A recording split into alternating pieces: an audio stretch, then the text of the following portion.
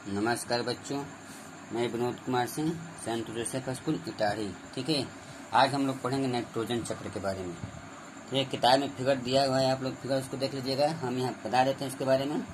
देखिए, नाइट्रोजन चक्र के बारे में पहले उसको पढ़ लेते हैं, उसके बाद हम फिगर को समझाएंगे।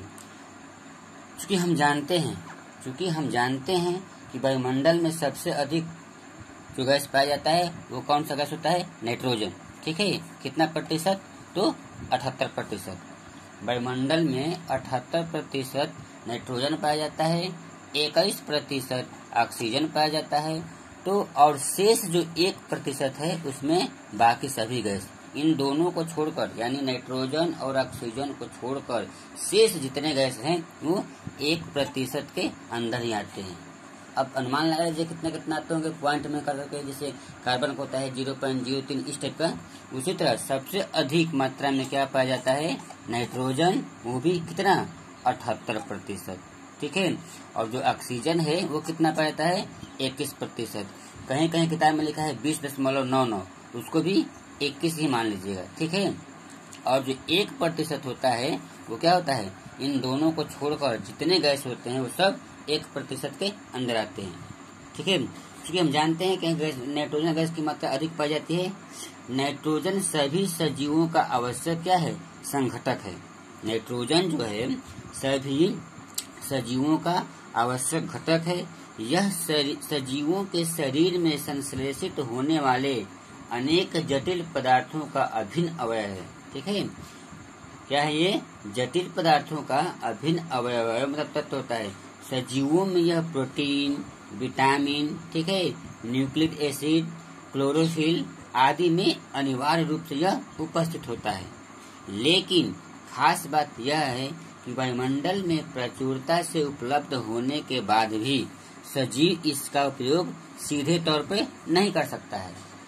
ठीक है, यहाँ सूक्ष्म जीवों की भूमिका क्या है? महत्वपूर्ण है। देखिए, अभी तक हम लोग जो भी पढ़े हैं उसमें सूक्ष्म जीव एक ऐसा शब्द है वो महत्वपूर्ण है, हर जगह वो मिलता है। मिट्टी तथा दलहनी पौधे, आप लोग देखे होंगे मिट्टी दलहनी पौधे के बारे में जो। ठीक है, मिट्टी तथा दलहनी पौधों की जड़ की ग्रंथियों में रहने वाले जीवाणु तथा नीले हरे शैवाल वायुमंडलीय नाइट्रोजन का स्थिरीकरण करके क्या करते हैं? नाइट्रोजन यौगिक में बदल देते हैं। ठीक है, इन उपयोगी नाइट्रोजन यौगिकों का उपयोग पौधे मिट्टी से जड़ तंत्र द्वारा करते हैं। पौधे इस अवशोषित नाइट्रोजन यौगिक का उपयोग प्रोटीन तथा अन्य उपयोगी यौगिकों के संश्लेषण में करते हैं। पौधों द्वारा संश्लेषित प्रोटीन तथा अन्य नाइट्रोजन यौगिकों का उपयोग वे जंतु करते हैं जो पौधे पर निर्भर होते हैं। कहने का मतलब, जो पौधे पर निर्भर होते हैं जंतु, वो इसका प्रयोग करते हैं। जंतुओं तथा पेड़ पौधों द्वारा व्यवहृत नाइट्रोजन यौगिक एक बार फिर मिट्टी और वायुमंडल में पहुंचते हैं। ठीक है, कहाँ पहुंचते हैं? कहाँ पहुंचते हैं? मिट्टी और वायुमंडल में। मिट्टी में उपस्थित कवक एवं जीवाणु, देखिए एक सूक्ष्म जीव है। कवक एवं जीवाणु क्या है? सूक्ष्म जीव है। जंतुओं द्वारा उत्सर्जित पदार्थ तथा जंतुओं और पेड़ पौधों के मृत अवशेषों में स्थित नाइट्रोजनी अपशिष्ट। अपशिष्ट का मतलब होता है जो खराब पदार्थ होता है ना। देखिए, हमारे शरीर के अंदर दो तरह के पदार्थ होते हैं, एक होता है अपशिष्ट और एक होता है अवशिष्ट। तो अपशिष्ट का मतलब विकार के पदार्थ और अवशिष्ट का मतलब काम लायक, कि नाइट्रोजनी यौगिकों में परिवर्तित कर देता है। ये यौगिक पौधों द्वारा पुनः उपयोग में लाए जाते हैं। साथ ही कुछ विशिष्ट जीवाणु नाइट्रोजनी यौगिक को नाइट्रोजन गैस में बदल देते हैं। ठीक है, यह गैस पुनः वायुमंडल में चली जाती है। यह प्रक्रिया लगातार चलती रहती है। देखिए, इसको हम लोग फिगर से भी समझ लेते हैं। ये देखिए, ये है हमारा वायुमंडलीय नाइट्रोजन। ठीक है, ये हमारा क्या है? वायुमंडलीय नाइट्रोजन। देखिए, इसकी जो क्रिया हो रही है वायुमंडलीय नाइट्रोजन के जीवाणु, यहाँ देखिए वायुमंडलीय नाइट्रोजन के जीवाणु एवं नीले हरे शैवाल द्वारा क्या होता है? स्थिरीकरण होता है। उसके बाद यह जीवाणु द्वारा स्थिर नाइट्रोजन को नाइट्रोजनी यौगिक में परिवर्तित कर देते हैं। ठीक है, फिर वहां से क्या करते हैं? मिट्टी में उपस्थित नाइट्रोजन के यौगिक जो होते हैं क्या करते हैं? पौधों द्वारा अवशोषित कर लेते हैं, अवशोषण कर लेते हैं। ठीक है, उसके बाद जीवाणु जो होते हैं, जीवाणु द्वारा नाइट्रोजनी यौगिकों का गैसीय नाइट्रोजन में परिवर्तन होता है, अभी हम बताए पीछे। ठीक है, फिर वहां से क्या होता है, वायुमंडलीय नाइट्रोजन में आता है। ठीक है, क्या होता है, वायुमंडलीय नाइट्रोजन में आता है। वायुमंडलीय नाइट्रोजन से दो क्रिया होती है, एक तो होता है वायुमंडलीय नाइट्रोजन के जीवाणु एवं नीले हरे शैवाल, दूसरा होता है त्वरित द्वारा नाइट्रोजनी का स्थिरीकरण।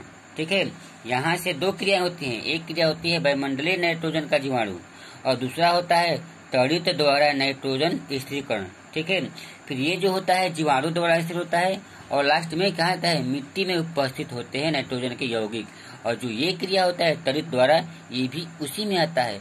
फिर तब यहाँ से क्या होता है, पौधों द्वारा अवशोषण होता है और पौधों द्वारा अवशोषण होने के बाद वो जंतुओं द्वारा पौधों को खा जाते हैं, जंतुओं द्वारा क्या करते हैं, पौधों को खा जाते हैं। और खाने के बाद जो उत्सर्जन जो होता है, ठीक है, जो अपशिष्ट या अवशिष्ट नहीं होता है, वो जीवों की मृत्यु द्वारा नाइट्रोजन अवशिष्ट के माध्यम से फिर मिट्टी में उपस्थित होता है। देखिए चक, यहाँ से दो भाग हुआ है, एक गया है वायुमंडलीय नाइट्रोजन में और एक गया है त्वरित द्वारा नाइट्रोजन में। ठीक है, फिर ये जो क्रिया हुआ है जीवाणुओं द्वारा हुआ है, फिर ये जो क्रिया हुआ है मिट्टी में उपस्थित नाइट्रोजन के होता है, यानी कि इस तरह का चक्र है। तो है ना, एंटी क्लॉकवाइज, यानी घड़ी के विपरीत दिशा में घड़ी चलती है इस टाइप का ऐसे, और ये चल रहा है ऐसे। तो ये हमारा था नाइट्रोजनीकरण, इसी का जो विस्तार है इसमें दिया है, जो हम पीछे पढ़े।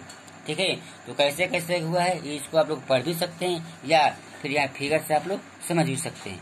ठीक है, तो ये था नाइट्रोजनीकरण। उम्मीद करते हैं कि आपको नाइट्रोजनीकरण समझ में आया होगा। नहीं आया होगा तो यहाँ इसका वर्णन भी दिया है, पीछे देख लीजिए, ये हमारा वर्णन भी दिया है इसके बारे में, और यहाँ क्या क्या है, फिगर से भी समझाया है। तो यहाँ से दो क्रिया हुआ है, देख लीजिए चक्र कैसे चला है, इसी तरह एंटी क्लॉकवाइज घड़ी की विपरीत दिशा में चला है। ठीक है, ये था हमारा नाइट्रोजन चक्र। हम उम्मीद करते हैं कि आप लोगों को समझ में आया होगा। ठीक है, नहीं आया होगा तो फिर एक बार हमको पूछिएगा, हमसे हम बताने का प्रयास करेंगे। तो ये था लगभग आज का लास्ट टॉपिक, ये चैप्टर अब लगभग खत्म। इसके बाद आपका अभ्यास आएगा, क्या आएगा, अभ्यास। तो बस आज के लिए इतना ही, धन्यवाद।